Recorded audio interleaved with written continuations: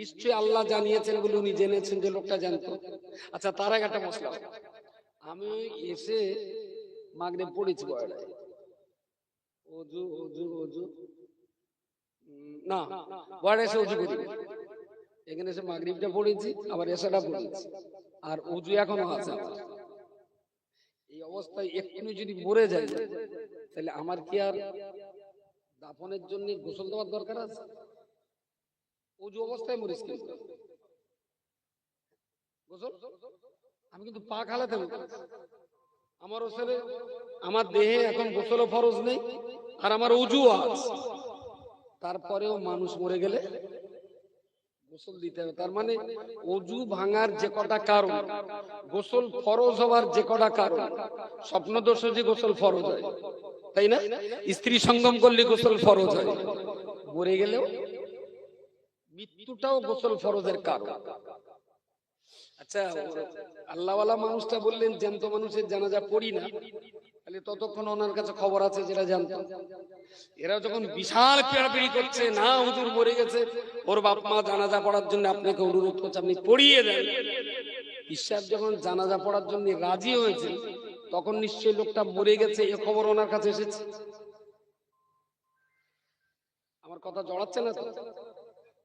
প্রথমে যখন বলেছেন পড়বো না, তখন জ্যান্ত এই খবরটা আছে, আর পরে যখন নামাজ পড়াবার জানাজার জন্য রাজি হয়েছে, তখন নিশ্চয় খবর এসেছে যে ভিতরে জ্যান্ত ছেলেটা এখন মরে গেছে, তাই না?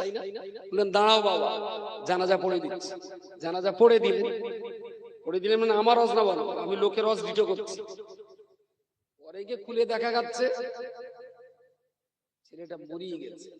আচ্ছা, যে পীর সাহেবের কাছে খবর আসছে কাপনের ভিতরে লোকটা জানতো, যে পীর সাহেবের কাছে খবর আসছে কাপনের ভিতর ছেলেটা মরে গেছে, এবার তুমি জানাজা পড়তে পারো, তাহলে মরা ছেলেটার গোসল দেওয়া হয়েছিল।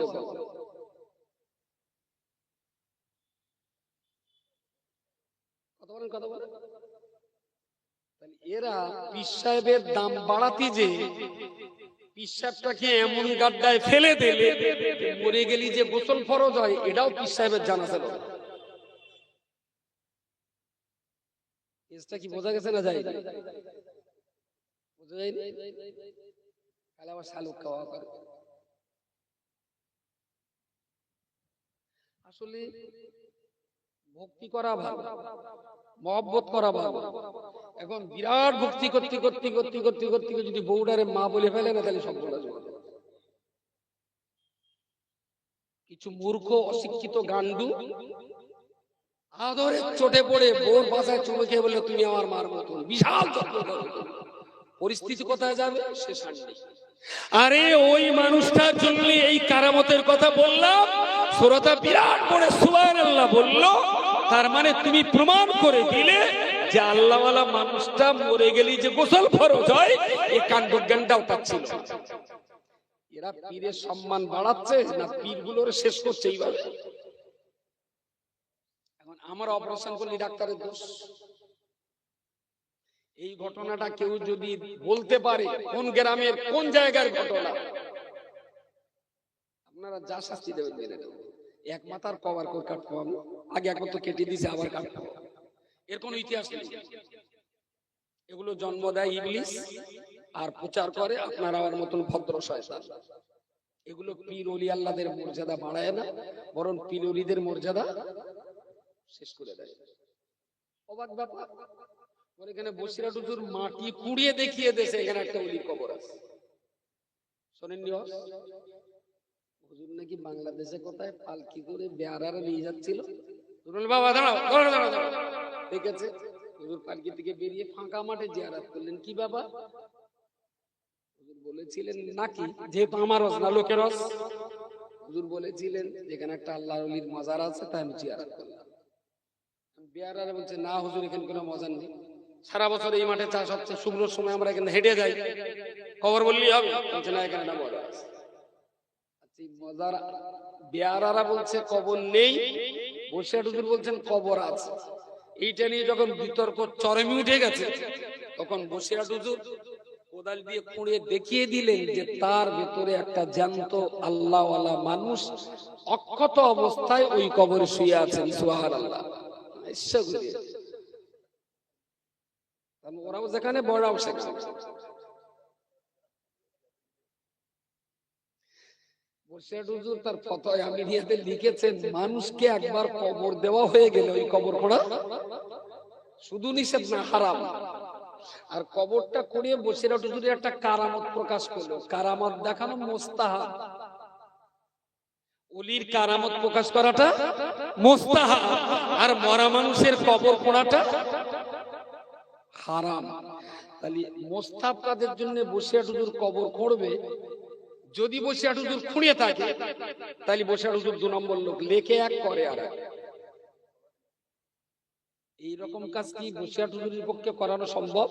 তাহলে যে জন্তুগুলো এই ওয়াজ করে তারা কি বসিরহাট হুজুরের দাম বাড়াচ্ছে? এখন যদি দেওবন্দি, বেরেলি, আহলে হাদিস অন্যান্য ফেরকার মানুষেরা যদি বলে, হারা কোগা তোরা ওয়াজ করতেছিস, রুহুল আমিন কবর খুঁড়ে দেখিয়ে দিয়েছে এখানে ওলি শুয়ে আছে, রুহুল আমিনের কিতাব বলছে কবর খোঁড়া হারাম, তাহলে তোরা রুহুল আমিন তো হারামই লোকছেন, কারণ যেটা হারাম সেই কাজ রুহুল আমিন করেছে, লিখেছে তো কবর খোঁড়া হারাম। তাহলে বসে হুজুর আবার কবর খুঁড়তে গেল কেন? যদি বিরোধীরা প্রশ্ন করে, এদের কাছে কোনো জবাব আছে? সিলসিলা লোকে শেষ করবে না, সিলসিলা গন্ডুমার্কা ভক্তরাই শেষ করে দেবে। শত্রুরা সিলসিলা শেষ করবে, বন্ধু সেজিয়েরা সিলসিলাটা শেষ করবে, ওলি আল্লাহদের মান মর্যাদা সর্বনাশ করে দেবে, এরাই লোকে শেষ করে দেবে। আমি এই জন্য বলছি, যতদিন পর্যন্ত আপনি মিনিমাম এডুকেশন না নিতে পারবেন, যতদিন পর্যন্ত ইসলামের মিনিমাম শিক্ষাটুকু আপনার ভিতরে না থাকবে, যতদিন পর্যন্ত আপনি ইসলামটাকে জানতে, চিনতে, বুঝতে না পারবেন, ততদিন পর্যন্ত আপনি অন্যের পায়ের ফুটবল, যেদিকে মারবে সেই দিকে যাবে, কিচ্ছু করার নেই।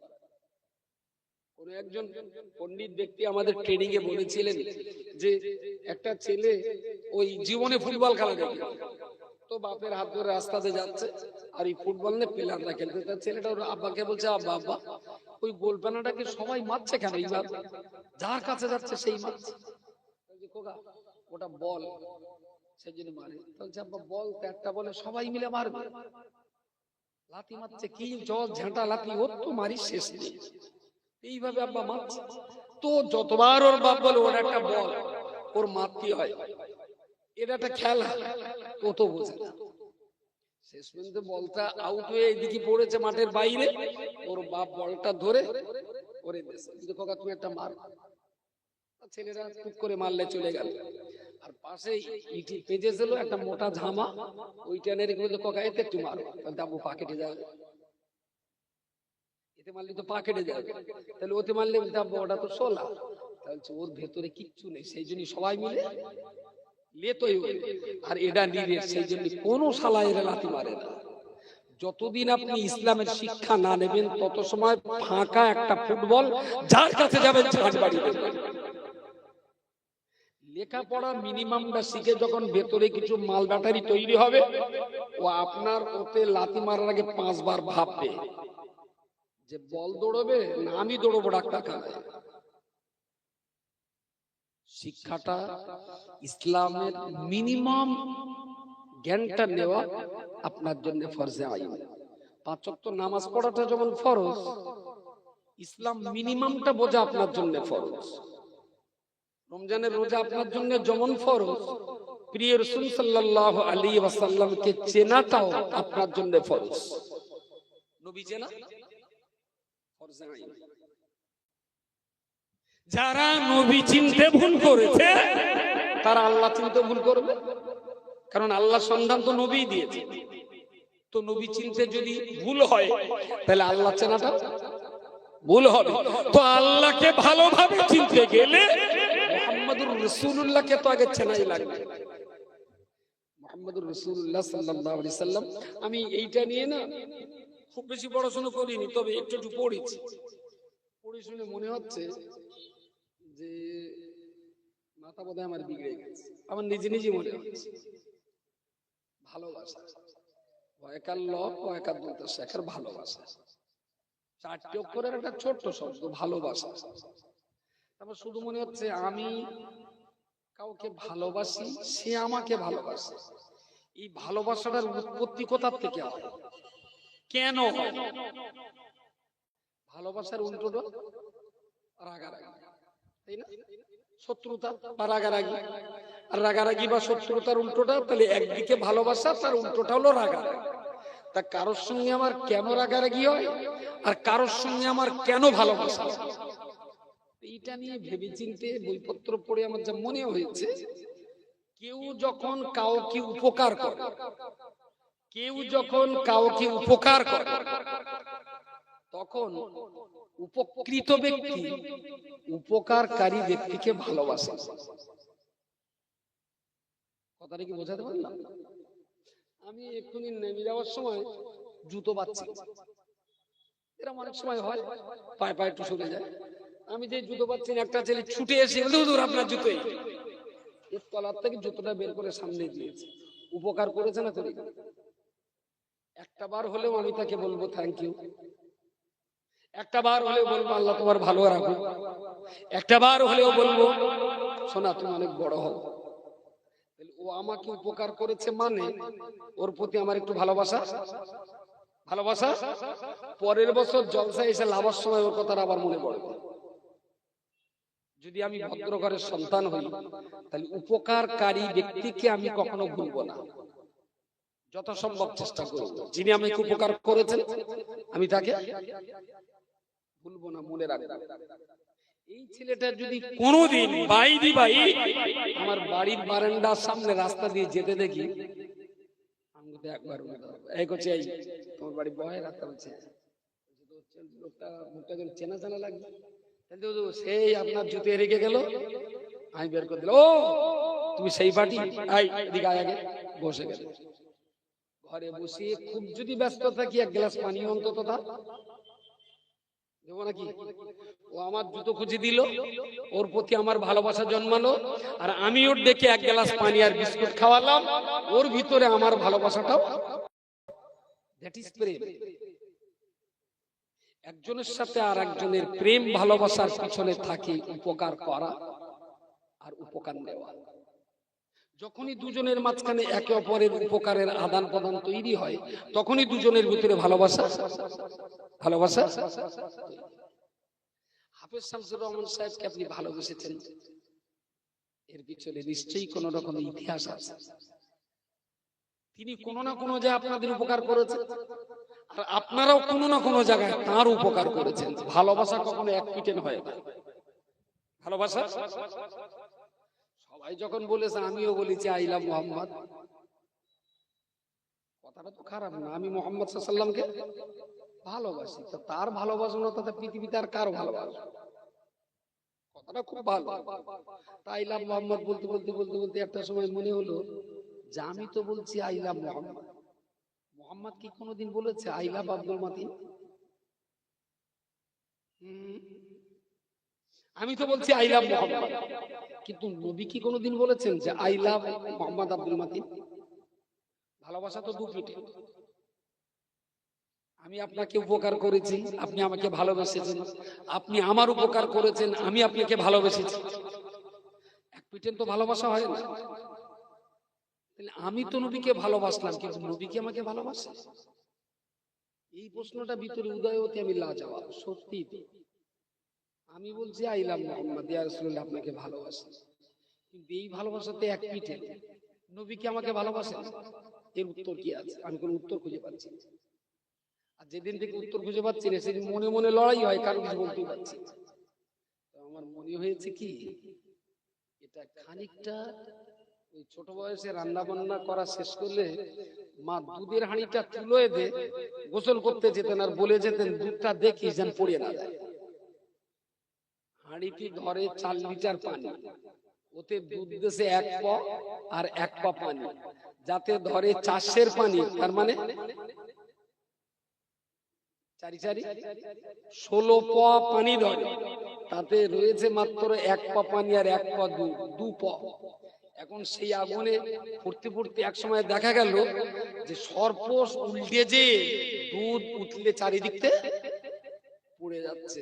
মায়েদের কাছে শিখে তাড়াতাড়ি করে কলের পানি এনে ওতে একটু ঝাপটা দিলাম যে হাঁড়ির ভেতরে থাক, মনে হচ্ছে আমি আর আপনি আমরা দুজন মিলে যে আই লাভ মোহাম্মদ বলেছি, ওতলানি দুধ না তো?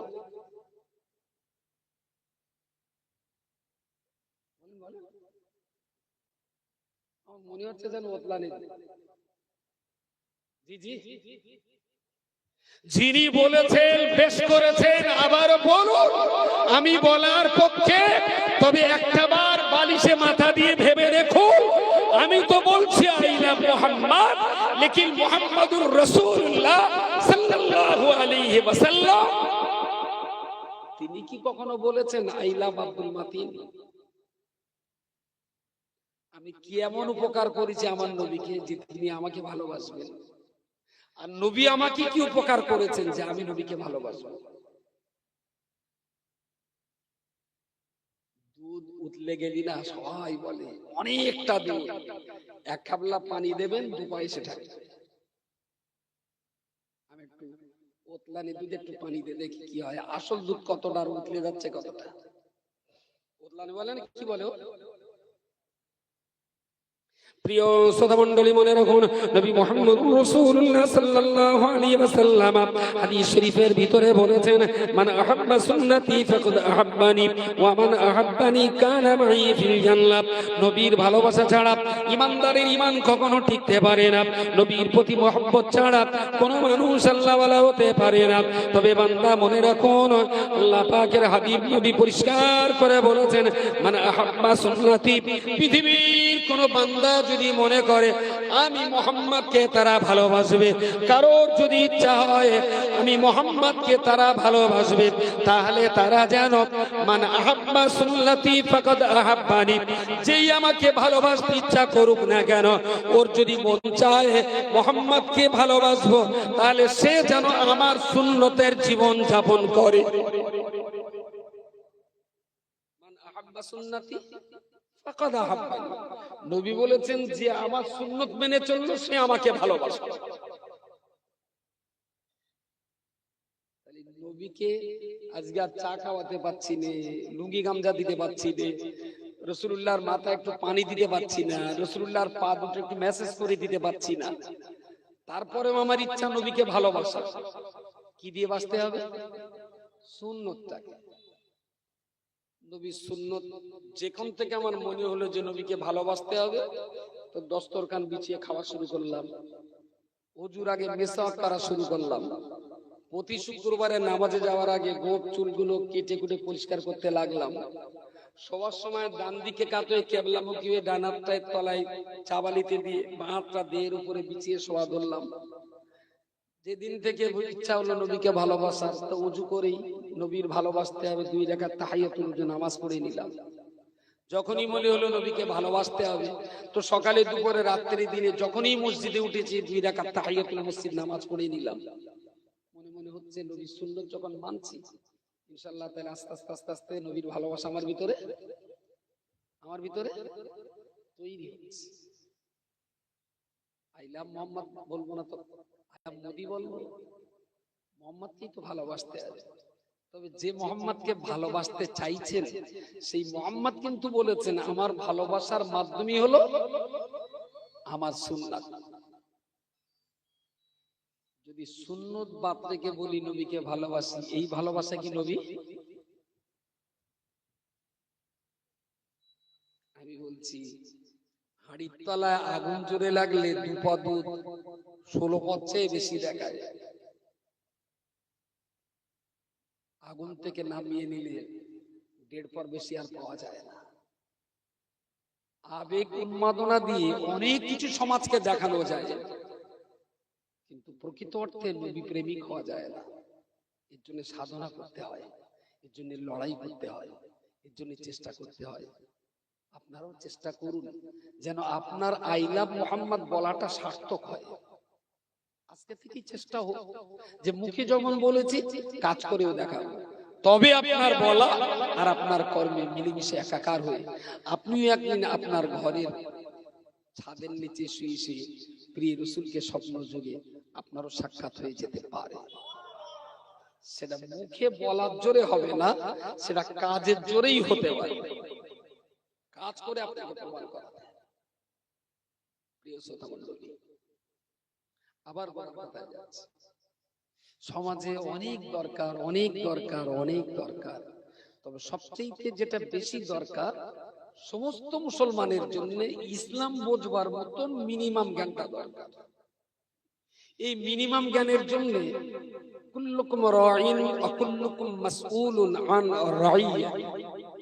রাসূল বলেছেন তোমরা সবাই এক একজন পরিচালক, ডিরেক্টর, রাখাল, তোমরা এক একজন অধীনায়ক। তোমার দায়িত্বে দায়বদ্ধতায় যেগুলো ছিল এদের সম্পর্কে আল্লাহ তোমাকে জিজ্ঞেস করবে। আমি ধর্মসভার বক্তা, তাহলে হাসরের মাঠে শ্রোতা সম্পর্কে আল্লাহ আমাকে জিজ্ঞেস করবে। আমি মসজিদের ইমাম, তো হাসরের মাঠে আল্লাহ মুক্তাদি সম্পর্কে ইমামকে জিজ্ঞেস করবে। আমি দত্তপুকুর থানার ওসি, হাসরের মাঠে দত্তপুকুর এলাকার জনগণ নিয়ে আল্লাহ ওসিকে জিজ্ঞেস করবে এদের সঙ্গে তুমি কেমন ব্যবহার করেছো। আমরা সবাই এক একজন দায়িত্বশীল। আমাদের সেই দায়িত্বটা পালন করে মরতে হবে। মরার পরে আর দায়িত্ব পালন করা যাবে না, বেঁচে থাকতে থাকতে এই দায়িত্বগুলো আমাদের পালন করতে হবে। আমি একদম গোড়ার কথা আপনাদের একটা দায়িত্বের কথা বলছি। বিশ্বাস করুন, আমি আব্দুল মাতিন, আব্বার নাম মোহাম্মদ শামসুর রহমান। সবাই আমার আব্বাকেও চেনেন, আমাকেও চেনেন। এখন আমি কোনো আইন করলে আমার আইন বইকারা গ্রামে নাও চলতে পারে, কারণ বইকারা গ্রামে সব একমতের লোক না। আমার আইন বাদলিয়া থানায় নাও চলতে পারে, আমার আইন উত্তর চব্বিশ পরগনা জেলায় নাও চলতে পারে, আমার আইন পশ্চিমবঙ্গে ভারতবর্ষে নাও চলতে পারে। কিন্তু 6 শতক জমির উপরে 4 কামরা ঘর বিশিষ্ট একটা দোতলা বাড়ি আছে। এই 6 শতক জমিটা দলিল আমার নাম, রেকর্ড আমার নাম, খাজনা দিয়ে আমি, বাড়ি তৈরি করেছি আমি, গ্যাস কানেকশন আমার, কারেন্টের মিটার আমার নাম, ওই বাড়ির প্ল্যান এস্টিমেটটাও আমার নাম, ওই বাড়ির 4টে খাট কেনা আছে আমার টাকায়, ওই বাড়ির ভাতের হাঁড়িটাও আমার কেনা, বাড়ির তরকারির হাঁড়িটাও আমার কেনা, ওই বাড়িতে লেপ কাতা কম্বল বালি যেগুলো সেগুলো আমার কেনা। তাহলে আমার কথা ভারতবর্ষে না চলতে পারে, কিন্তু এই 6 শতক জমির রাজত্ব তো আমার। 6 শতক জমিদার আমি এই 6 শতকের উপর মাতব্বরি ফালিয়ে আইন তৈরি করে দেয়ালের গায়ে সেটে দিলাম যে এই রাজত্বে বসবাস করতে গেলে প্রতিদিন জোহরের নামাজ পড়ে তারপরে দুপুরে ভাত খেতে হবে। আচ্ছা, এর জন্য কি কোনো পুলিশ আমার নামে এসআইআর স্টার্ট করবে? আমি দেয়ালের গায়ে সেটে দিলাম যে আমার এই রাজত্বে প্রতিদিন সকালবেলা চা, মুড়ি, টোস্ট আর বিস্কুট হবে, তবে শর্ত হলো ফজরের নামাজ পড়ে তাই খেতে হবে। তার পাশে আর একটা প্ল্যাকার্ড সেটে দিয়ে বললাম আমার এই ছাদের এই 6 শতক জমির এই ঘরে থাকতে গেলে প্রতিদিন 30 মিনিট করে ইসলাম চর্চা করতে হবে। 10 মিনিট কোরআন পড়বে, 10 মিনিট হাদিস পড়বে, 5 মিনিট মশলা পড়বে, 5 মিনিট পীর ওলিদের জীবনী পড়তে হবে। যারাই পড়বে তারা এই ছাদের নিচে সুতি বাঁধবে। সারা পৃথিবীর কেউ আমার কথা না নেই যে 4 শতক জমি আমার, বাড়ি আমার, গ্যাস আমার, কারেন্ট আমার, সব আমার, এই 6 শতক জমির উপরে আমি তো জমিদারি ফলাতে পারি। এইটাই কি আপনারা পারবেন? যে আমার এই 6 শতকের উপরে যে যা থাকবে এর ভিতরে কোনো গাঁজাখত থাকবে না। এই 6 শতক বাড়িতে শুতে গেলে কোন বিড়ি খেলি আমার এই বাড়ি থাকতে পারবে না। এ বাড়ি থাকতে গেলে সকালে কোরআন পড়া লাগবে, দুপুরে জোহর পড়ে তবে ভাত খাওয়া লাগবে, রাত্রি শোয়ার আগে এশার নামাজ পড়ে হাফ পারা কোরআন পড়ে তারপরে শোয়া লাগবে। আমি যদি আইনটা করি, দেশ বা রাজ্য কেউ কি আমার বিরুদ্ধে কোনো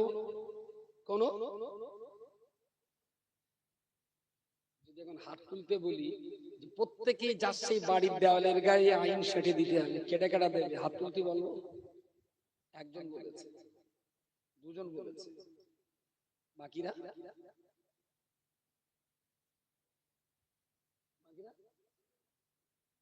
সাইফুল বলতে ক্লিয়ার এখন বুঝতে পারি। সাইফুল একটু দৌড় বুঝতে না পারলে অনেক লোক হাত তুলতো। বলছি কি, মুসলমানের বাড়ি, আমি সেই বাড়ির মহাজন, আমার 6টা ছেলে 1টা মেয়ে। আমি পরিষ্কার বলে দিলাম, দেখো এই জমি আমি কিনেছি, বাড়ি আমি তৈরি করেছি, গ্যাস আমার, কারেন্ট আমার, পাকা আমার, লাইট আমার, লেপ আমার, বালিশ আমার, কাঁথা কম্বল সব আমার। আমার বাড়িতে থাকতে গেলে 5 ওয়াক্ত নামাজ পড়তে হবে, প্রতিদিন 30 মিনিট করে বই পড়তে হবে। এই বাড়িতে থাকতে গেলে গালিগালাজ চলবে না, মদ গাঁজা বিড়ি সিগারেট খাওয়া যাবে না। আমারই বাড়িতে থাকতে গেলে সত্য কথা বলতে হবে, মিথ্যা বললে হবে না। আমারই বাড়িতে কোথাও যদি টাকা পয়সা পড়ে থাকে কুড়িয়ে নিলে হবে না, যেখানকার টাকা সেখানেই থাকবে। আচ্ছা, আমার বাড়ির জন্য আমি তো আইন করতে পারি, এর জন্য রাজ্য সরকারও কিছু বলবে না, মোদি বাবুও কিছু বলবে না। এই আইনটা কি আমরা সবাই কি নিজেরা নিজের বাড়ির উপরে চাপাতে পারি? চাপাতে? সাইদুলির কথা মতো আর কি বুঝদি কারোর অসুবিধা আছে? হাত তুলতে আর বলছি না, যদি বলি 100-এর ভেতরে কড়া হাত উঠতে।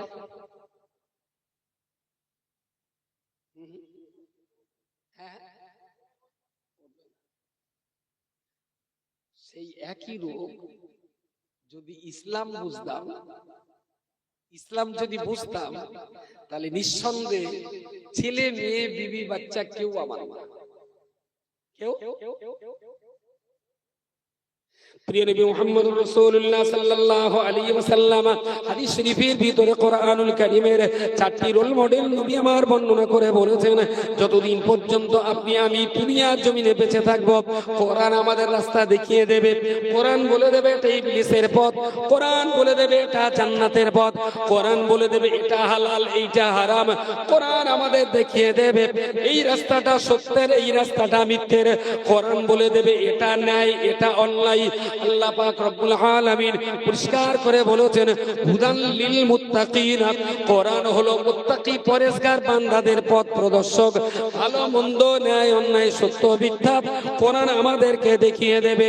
নবী আমার বলেছেন, কোরআনুল কারীমের 2য় নম্বর রোল মডেল হলো, আপনি যখন মৃত্যুর বিছানায় শুয়ে পড়বেন, এখন আপনি মরে যাননি, মরণের পূর্ব অবস্থায় রয়েছেন, ওই সময় আল্লাহর কোন বান্দা যদি আপনার মাথার কাছে বসে বসে সূরা ইয়াসিন, সূরা রহমান, সূরা ওয়াকিয়া, সূরা মুলক এই সমস্ত সূরা তেলাওয়াত করে আপনাকে শোনাতে পারে, নবী আমার হাদিস শরীফে বলেছেন, বান্দা মরণের বিছানায় আল্লাহর কোরআন যখন শুনবে, আল্লাহ পাকের কোরআন শোনার বিনিময়ে নবী আমার হাদিস শরীফে বলেছেন, কোরআনুল কারীম মৃত্যুর বিছানায় মরণের আযাব থেকে তোমাকে বাঁচিয়ে দিতে পারে। নবী আমার 3য় নম্বরে বলেছেন, বাবা সাহেব এই কোরআনের 4 নম্বর 3য় নম্বর রোল মডেল হলো, ময়দানে মাশারের কঠিন সময়ে তুমি যখন লক্ষ্য করে দেখবে তোমার পাড়ার লোক কেউ বা বিচারে জান্নাতে চলে গেল, কেউ বা বিচারে জাহান্নামে চলে গেল, তুমি হতাশগ্রস্ত হয়ে পড়বে, কি হবে আমার উপায়? আমার আমলনামা ডান হাতে আসবে না বাম হাতে আসবে, আমি জান্নাত পাবো না জাহান্নাম পাবো। চরম উৎকণ্ঠায় যখন আমি আপনি হতাশ হয়ে যাব, নবী আমার বর্ণনা করেছেন, ওই রকম সময়তে আল্লাহ পাকের কোরআন উড়ন্ত ভাবে সে আপনার গলার সঙ্গে মিলিয়ে দেবে। ও আল্লাহর বান্দা, লা তাহজান, তুমি দুশ্চিন্তায় পড়ে যেও না, তুমি কোনো দুশ্চিন্তা টেনশন নিতে যেও না, আমি কোরআন তোমার কাছে এসেছি শাফিআল লিয়া সাহাবী।